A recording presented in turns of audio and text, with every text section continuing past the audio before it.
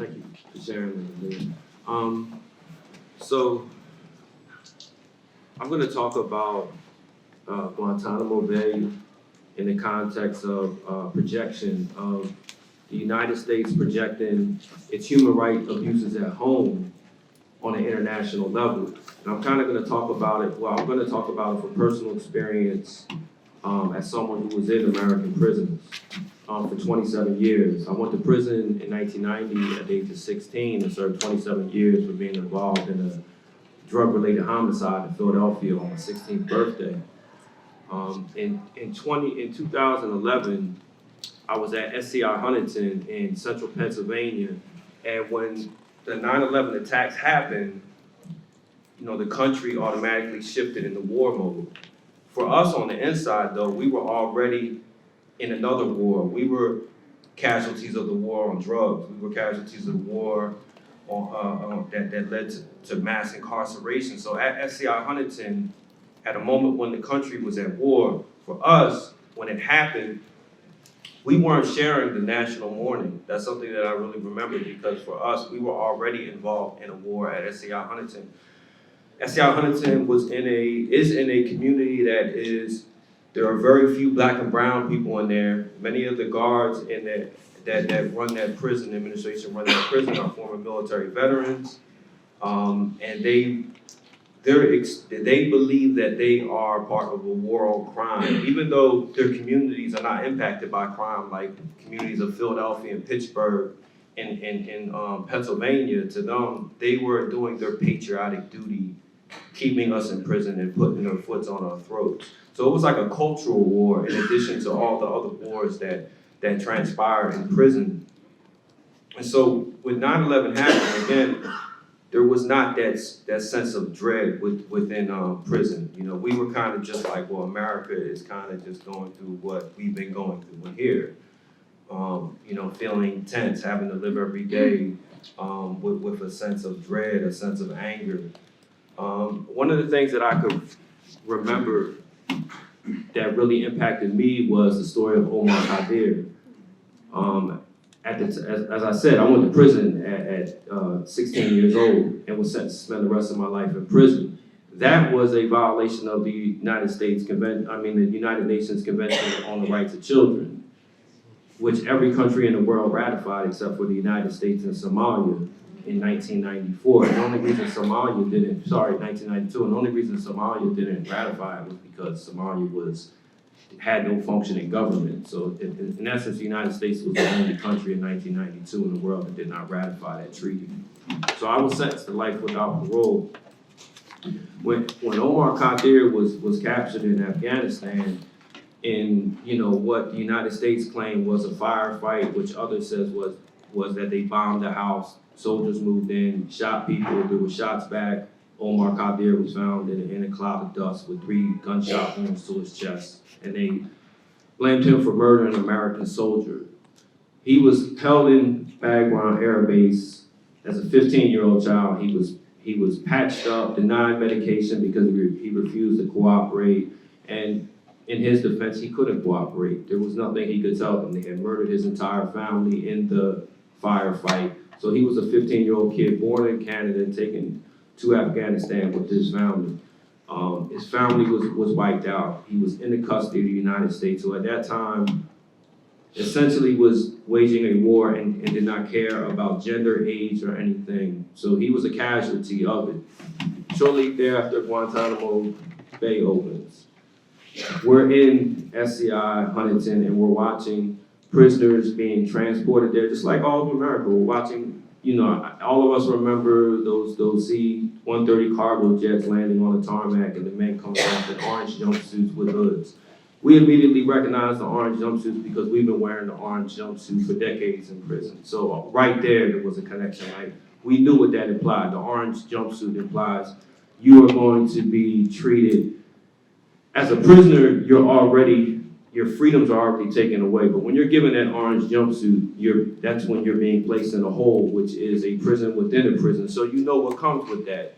Any vestige of freedom you have is taken. So for us watching this happen on the tarmac, from the inside, we automatically know what's going to happen. We also know it's going to be a lot worse for them than it is for us, because we have the minimal protections over here. You know, there's a lot of abuse in American prisons, but it's at the minimum. They'll take it right there. And sometimes they'll go below it, but then they'll come back up just so they could be in compliance. In Guantanamo Bay, there was no compliance. We knew that they were going to be dogged out, because if they dogged us out in prison cells up here where we were supposed to be protected by laws, when they're saying that they're being taken to a no-law zone, we know what's going to happen. We, just from our experience with guards who would just love to have that opportunity to abuse prisons with impunity. So for me personally, watching this happen, watching United States senators, I'll never forget one of the so-called liberal senators from San Francisco. I can't remember her name right now, but she said, I remember her words saying, I have prisoners in California who would love if they had a oceanside view to be in the caves in Guantanamo Bay. And I just really shook my head, like, I understood it, like, because I was under no illusions about who this person was, despite being liberal. But it just showed me where the country was going to, that an American so-called liberal would stand up there and say something as idiotic as that. Because I can assure you that there were no American prisons that would want to trade their cells for that. And then another striking feature was watching them fly components of the prison over a course of a couple months, years, and how they just stacked this prison like they stacked Legos.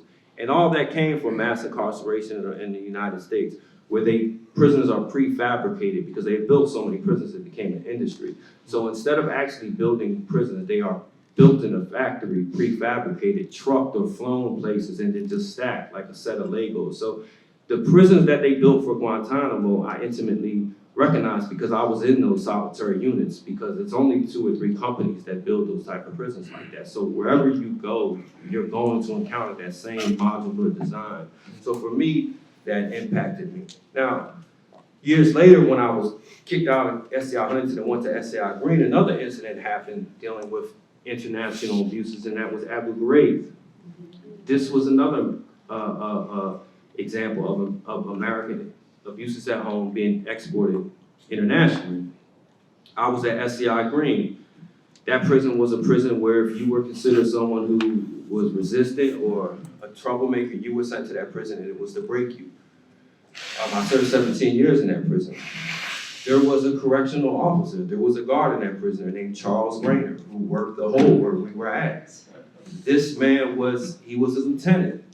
This man was one of the worst guards in that prison. He was a psychopath. He took pleasure in taking from human beings who already had nothing.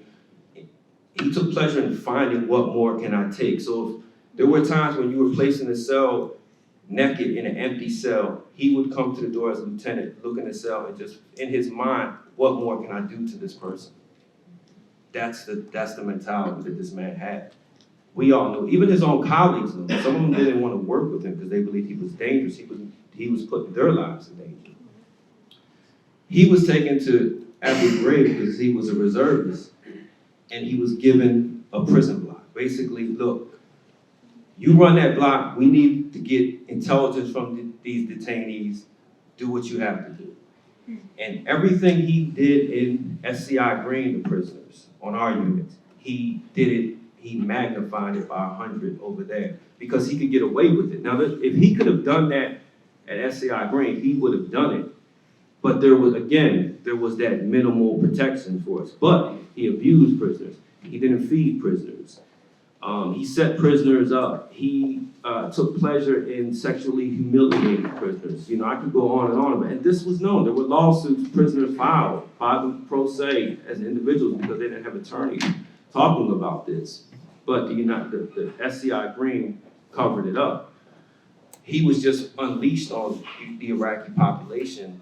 And we saw what happened at Abu Ghraib. We saw those pictures. Now, anyone who was in SCI Green was not surprised by this, but the world was surprised by this.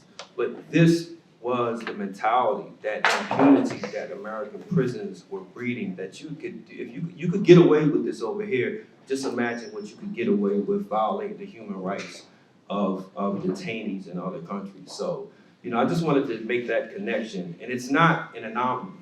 because Charles Granger is in every prison in the United States.